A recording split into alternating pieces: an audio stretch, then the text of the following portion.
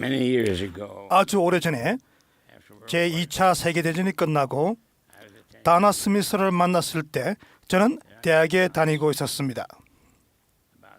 그 무렵에 저는 성공적인 결혼의 두 가지 필수 요소는 쿠키와 입맞춤이라는 것을 알게 되었습니다. 저는 그것이 꽤 그럴듯하게 들렸습니다. 저는 오전에는 수업을 듣고 오후에는 브리감 시티로 돌아가 부친의 자동차 정비소에서 일을 했습니다. 도나의 오전 마지막 강의는 가정 경제였습니다. 저는 학교를 나설 때마다 도나에게 들렸습니다.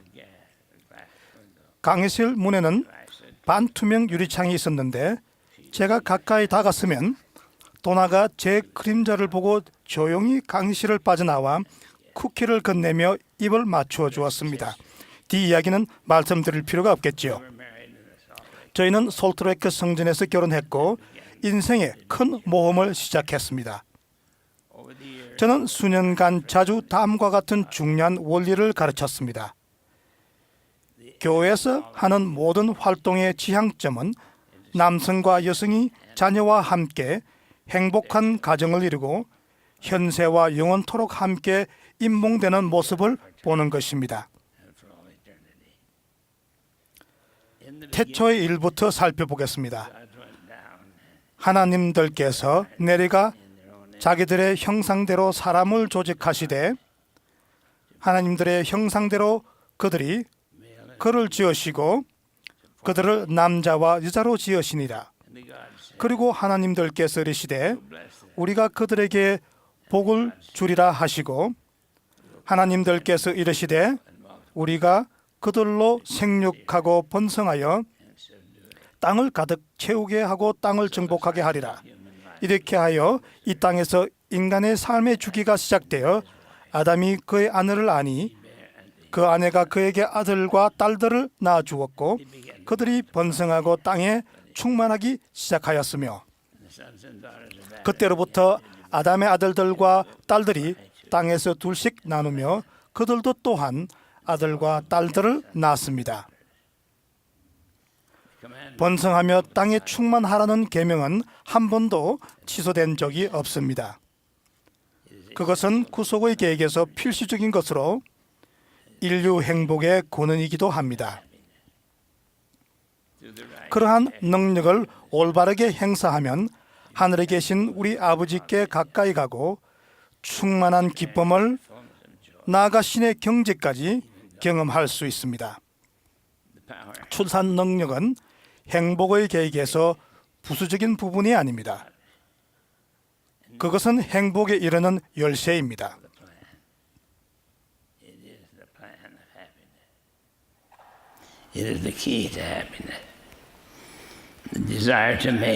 인류에게 짝을 찾겠다는 소망은 한결같고 또 매우 강한 것입니다. 필멸의 생활에서 우리의 행복과 기쁨, 성령은 강하고 지속적인 신체적 욕구에 어떻게 대응하느냐에 달려 있습니다. 출산 능력이 청소년기에 성숙되어 가면서 다른 신체적 경험과는 다른 매우 개인적인 느낌이 자연스러운 방식으로 일어납니다.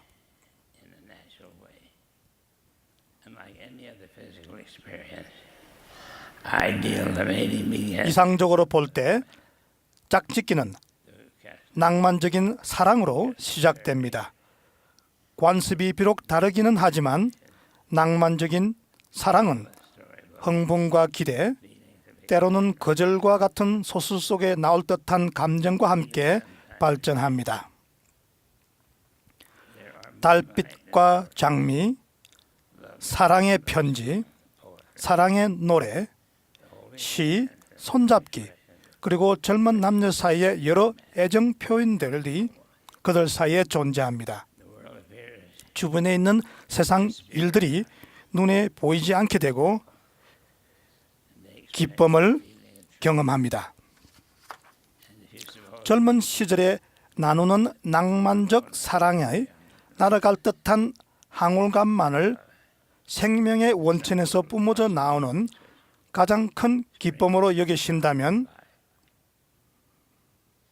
여러분은 오래된 부부가 나누는 사랑의 헌신과 위안을 경험할 만큼 오래 살지 않은 것입니다.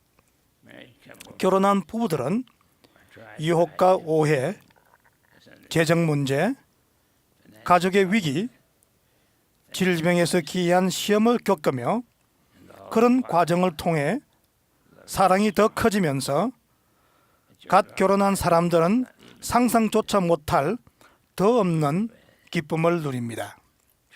참된 사랑은 생명의 원천에 있는 성스러운 힘을 드러내는 애정 행위를 결혼 이유로 미루는 것입니다. 즉, 신체적 욕구가 자신을 지배할 수 있는 상황을 피하는 것입니다. 순수한 사랑이란 영원토록 충실한 것을 합법적인 의식으로, 이상적으로는 성전에서 인봉의식을 함으로써 수약을 한 이후에 하나님 앞에서 사랑에 대한 충만한 표현으로서 출산 능력을 사용하는 것을 전제로 합니다. 이 능력은 반드시 그리고 오직 영원한 동반자하고만 나누어야 합니다. 합당하게 행할 때 이 과정엔 사랑이라는 단어와 관련된 가장 우아하고 차원 높은 신체적, 정서적, 영적 느낌을 결함합니다. 인류의 온갖 경험에서 인생의 그 부분에 필적하기나 상대될 만한 것은 없습니다. 이는 그 안에 너희로 존귀와 영광을 받게 할 거룩한 신권의 열쇠가 성임되어 있으며 그 영광은 영원 무궁하도록 자손이 충만하고 계속되는 것이기 때문입니다. 그러나 낭만적인 사랑은 불완전합니다. 그것은 전조국일 뿐입니다. 사랑은 결혼을 통해 부부에게 맡겨진 생명의 원천으로 자녀를 얻어 양육할 때 커져 나가는 것입니다.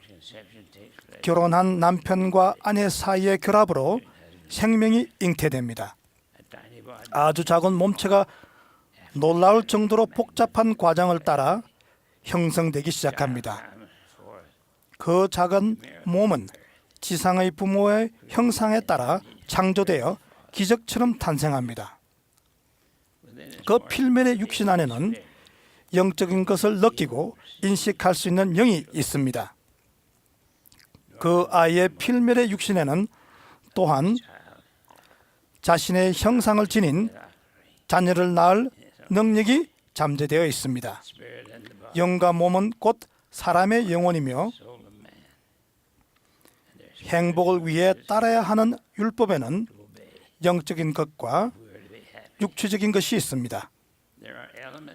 생명을 주는 이 힘과 관련된 율법을 포함하는 영원한 율법이 있는데 이것들은 이 세상의 기초가 놓이기 이전에 하늘에서 변경될 수 없게 선포된 율법이 있어 모든 축복이 이에 근거를 둡니다.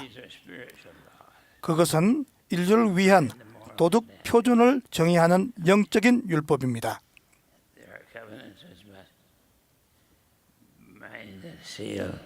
또한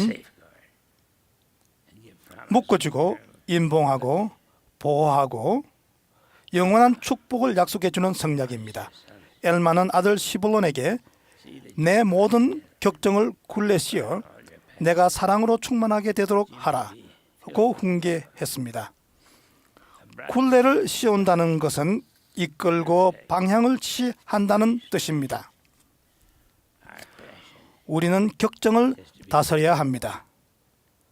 합법적으로 사용할 때 출산 능력은 축복을 주고 성결하게 할 것입니다. 유혹은 항상 존재합니다. 대적은 자녀를 낳을 수 없기에 그런 하늘의 힘을 지닌 모두를 시기합니다. 사탄과 그 추종자들은 쫓겨났으며 필메의 몸을 가질 권리를 박탈당했습니다. 그는 만일을 자기처럼 비참하게 되려 합니다. 사탄은 우리가 합당하기만 하다면 영원한 정식을 이룰 수 있는 이 은사를 최대한 비하하고 타락시키며 가능하다면 파괴하려고 유혹할 것입니다. 만약 우리가 생명의 원천을 더럽히거나 다른 사람이 그와 같은 범법을 하도록 이끈다면 모든 육체적 쾌락이 줄 수 있는 가치보다 더 격렬하고 견디기 힘든 형벌이 주어질 것입니다. 엘마는 그의 아들 코리엔틴에게 이렇게 말했습니다. 내 아들아, 이러한 일을 주가 보시기에 가증한 일이라. 참으로 무제한 피를 흘리거나 성신을 부인하는 일을 제외하고는 모든 죄 중에 가장 가증한 일인 줄을 내가 알지 못하느냐. 우리는 우리의 범법으로 초래된 결과를 피할 수 없습니다. 생명을 창조하는 힘을 유일하게 합법적으로 행사할 수 있는 것은 합법적으로 결혼한 남편과 아내 관계에 있습니다. 그 외 모든 관계는 하나님의 계명을 어기는 것입니다. 대적의 끔찍한 유혹에 넘어가지 마십시오. 왜냐하면 모든 죄에 대한 빚을 한 푼이라도 남김없이 다 갚아야 하기 때문입니다. 회개만큼 분명하게 하나님의 간대함과 친절과 자비가 나타나는 것은 없습니다. 육체적인 손상은 자연 치유나 의사의 도움으로 나을 수 있습니다. 그러나 그 피해 범위가 아주 넓고 크면 흉터가 생겨 상처를 떠오르게 할 것입니다. 그러나 영적인 몸은 다릅니다. 영은 실수를 저지르고 죄를 범할 때 손상됩니다. 그러나 회개의 절차가 끝나면 예수 그리스도의 속죄로 말미암아 필면의 몸과 다르게 흉터가 사라집니다. 주님께서 약속하셨습니다. 보라, 자기 죄를 회개한 자는 그는 용서받으며 나 주가 다시는 그 죄를 기억하지 아니하느니라. 결혼과 가족 생활을 이야기할 때 예도 있지 않습니까? 라는 말이 늘 떠오릅니다. 어떤 분들은 제약을 가지고 태어났기에 자녀를 낳을 수 없습니다. 일부 사람들은 자신의 잘못이 아닌 배우자의 부정으로 결혼 생활이 파탄나기도 합니다. 어떤 이는 결혼하지 않고 독신으로서 합당하게 생활해 나갑니다. 이제 저는 위로한 말씀을 드리고 싶습니다. 하나님은 우리의 아버지이십니다. 하나님, 우리가 상상할 수 있는 지상의 가장 완벽한 어떤 아버지보다 더 사랑이 많으시고 또 관대하십니다. 그분의 판단은 공정하고 그분의 자비는 무한하며 그분의 권능은 지상의 그 어떤 것에도 견줄 수 없습니다. 만일 그리스도 안에서 우리가 바라는 것이 다만 이 세상의 삶뿐이면 모든 사람 가운데 우리가 더욱 불쌍한 자일 것입니다.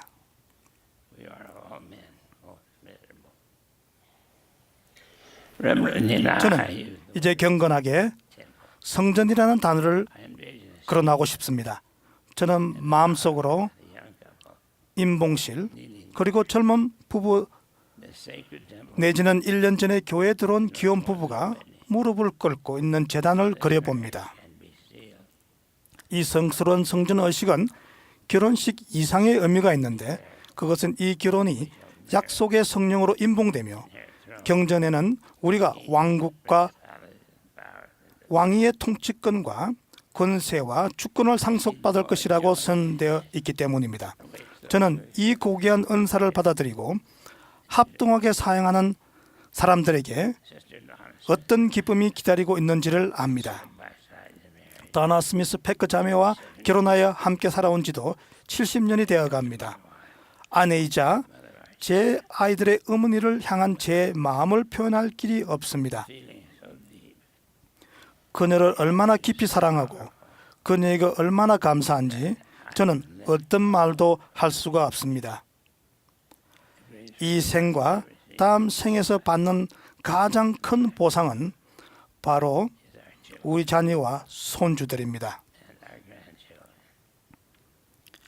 지상에서 마지막 나날들을 함께 보내면서 저는 곁에 있는 아내와 함께하는 매 순간이 고맙고 또 끝이 없을 것이라는 주님의 약속에 깊은 감사를 느낍니다.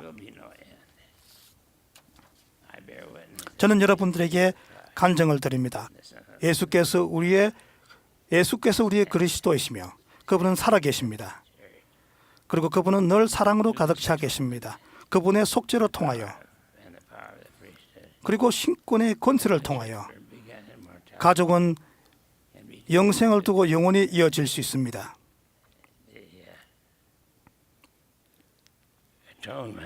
속죄는 우리가 회개하고 우리의 슬픔을 지워주며 속죄를 통하여 우리는 우리가 벗어날 수 없었던 슬픔으로부터 벗어날 수 있습니다. 그분은 우리에게 영생을 약속하셨습니다.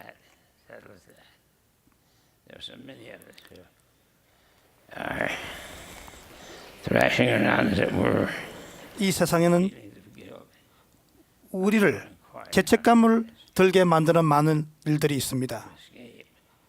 하지만 우리는 예수 그리스도의 속죄와 축복으로 인하여 우리는 우리의 죄책감을 지울 수 있고 우리는 다시 깨끗하게 될 수 있습니다. 그리고 또한 우리는 영생을 향하여 나아갈 수 있습니다. 저는 그리스도께서 주시는 축복에 감사드리며 그분의 대속의 힘과 권세에 감사드립니다. 바로 속죄를 통하여 우리가 세상에서 짓는 많은 그런 허물들과 그런 죄책감들을 씻을 수 있으며 바로 속죄를 통하여 우리는 자유롭게 되며 우리는 앞으로 전진해 나갈 수 있으며 도덕적으로나 또한 육체적으로 깨끗하게 될 수 있음을 간증드립니다. 저는 하나님이 살아계심을 간증드리며 바로 속죄는 실제한 사실임을 말씀드립니다. 바로 속죄는 개인적인 것이라는 것을 또한 말씀드립니다. 우리가 가끔 우리가 모든 것을 다 기억할 수는 없지만 바로 속죄는 우리 자신 내에 심한 확실한 감정을 가지고 속죄를 통하여 주님께서는 우리가 지은 죄를 더 이상 기억하시 아니하심을 예수 그리스도의 이름으로 말씀드립니다. 아멘.